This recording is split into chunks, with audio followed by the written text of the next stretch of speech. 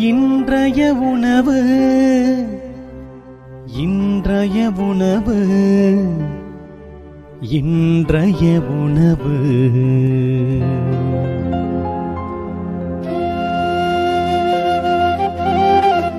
நற்செய்தி வழங்குபவர் தந்தை நிர்மல் ராஜ்.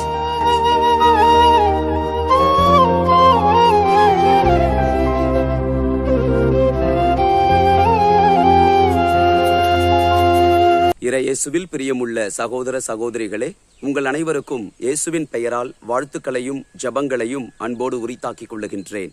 இன்றைய நற்செய்தி வாசகத்தில் இயேசுவின் மீது எறிவதற்காக யூதர்கள் கற்களை எடுக்கிறார்கள்.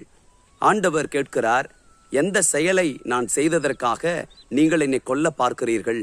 எத்தனையோ நன்மையான காரியங்களை நான் செய்தேனே என்று கேட்கிறார். அதற்கு யூதர்கள் நற்செயல்கள் புரிந்ததற்காக அல்ல, மாறாக நீ உன்னையே கடவுளாக்கி கொள்ளுகிறாய் என்பதற்காகவே உன்னை சாகடிக்க பார்க்கிறோம் என்று பதில் கொடுக்கிறார்கள்.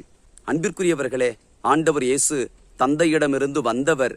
அவர் நன்மைகளின் ஊற்று. அவருடைய அந்த எளிமையான தாழ்ச்சியான மிக புனிதமான வாழ்க்கையை பார்த்த மனிதர்கள் அவரை ஏற்றுக்கொள்ள மறுக்கிறார்கள்.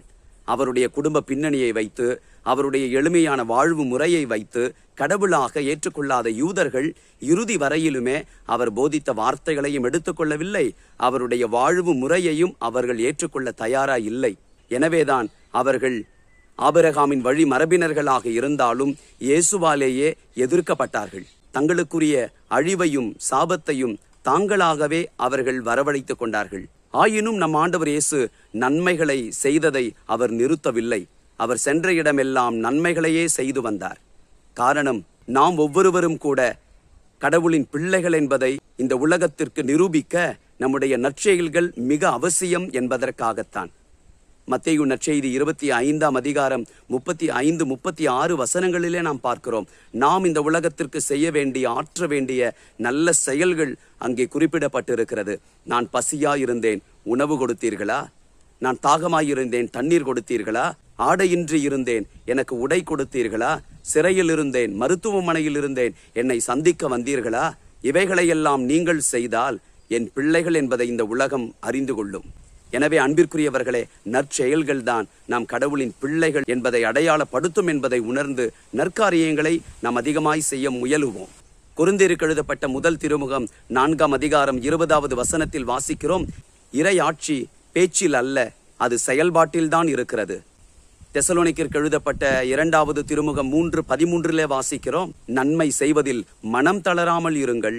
அன்பானவர்களே, நாம் நன்மையான காரியங்களை இந்த உலகத்தில் செய்கின்ற பொழுது அது நற்செய்தி பணியாகவே மாறுகிறது. வெறும் ஜப கூட்டங்களை நடத்துவது, வழிபாடுகளுக்கு உதவி செய்வது, விவிலியத்தை எடுத்துக்கொண்டு அங்கும் இங்கும் சென்று பிரசங்கம் செய்வது மட்டும் நற்செய்தி பணி அல்ல. மாறாக நல்ல செயல்களை நம்முடைய வாழ்க்கையில் செய்வதே நற்செய்தி பணிதான். 9வது அதிகாரம் 23வது வசனம் கொரிந்தியருக்கு எழுதப்பட்ட முதல் திருமுகத்தில் நமக்கு சொல்லப்பட்டு இருக்கிறது, நற்செய்தியால் வரும் ஆசியில் பங்கு பெற வேண்டி நற்செய்திக்காக எல்லாவற்றையும் செய்கிறேன் என்று பவுலடியார் குறிப்பிடுகிறார். எங்கள் அன்பின் ஆண்டவரே, திருமகன் இயேசு சென்றமிடமெல்லாம் நன்மைகளையே செய்தார்.